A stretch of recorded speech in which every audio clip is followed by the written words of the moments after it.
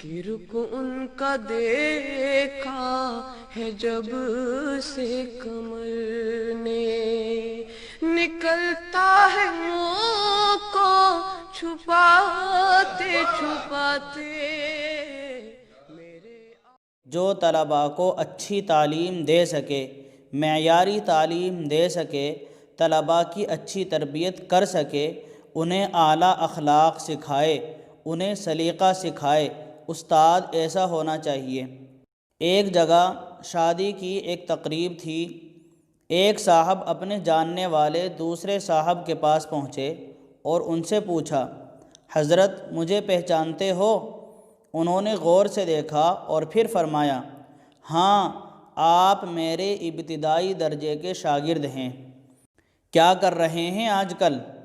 شاگرد نے جواب دیا، حضرت میں بھی آپ کی طرح ایک مدرسے کا استاد ہوں، اور استاد بننے کی یہ خواہش میرے دل میں آپ ہی کی وجہ سے پیدا ہوئی تھی۔ استاد نے پوچھا، وہ کیسے؟ شاگرد نے جواب دیا، حضرت آپ کو یاد ہوگا کہ ایک بار ہماری کلاس کے ایک طالب علم کی ایک گھڑی چوری ہو گئی تھی جو کہ بہت خوبصورت تھی، اور وہ گھڑی میں نے چرائی تھی۔ آپ نے کلاس میں اعلان کیا کہ جس نے بھی وہ گھڑی چرائی ہے اسے واپس کر دے۔ میں چاہتا تھا کہ گھڑی واپس کر دوں، لیکن سب کے سامنے کیسے واپس کرتا؟ مجھے گھڑی واپس کرتے ہوئے بہت شرمندگی ہو رہی تھی، اس لیے میں گھڑی واپس کرنے کی جرأت نہ کر سکا۔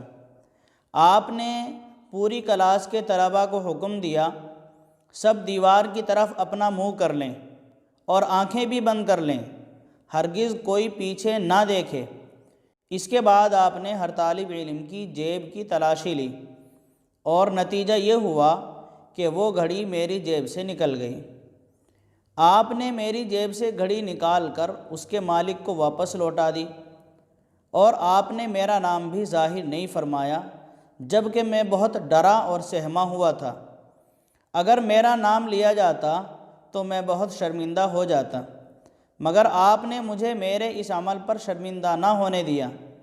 میں نے اپنے دل میں سوچا، استاد ہو تو ایسا۔ اسی دن میں نے یہ تہیہ کر لیا تھا کہ میں بھی ایسا استاد بنوں گا۔ اللہ کا فضل ہے، حضرت میں بھی آج آپ کی طرح استاد بن گیا۔ میرے لیے آپ دعا فرما دیجئے کہ اللہ تبارک و تعالی میرے اندر آپ کے اوصاف بھی پیدا فرما دیں۔ استاد نے دعا دی۔ دعا دینے کے بعد فرمایا، بات دراصل یوں ہے کہ طلباء کی جیبوں کی تلاشی لینے کے دوران میں نے بھی اپنی آنکھیں بند کر لی تھی، اور مجھے بھی نہیں پتہ تھا کہ گھڑی کس نے چرائی ہے۔ مجھے بھی آج ہی پتہ چلا کہ گھڑی آپ کی جیب سے نکلی تھی۔ اللہ اکبر!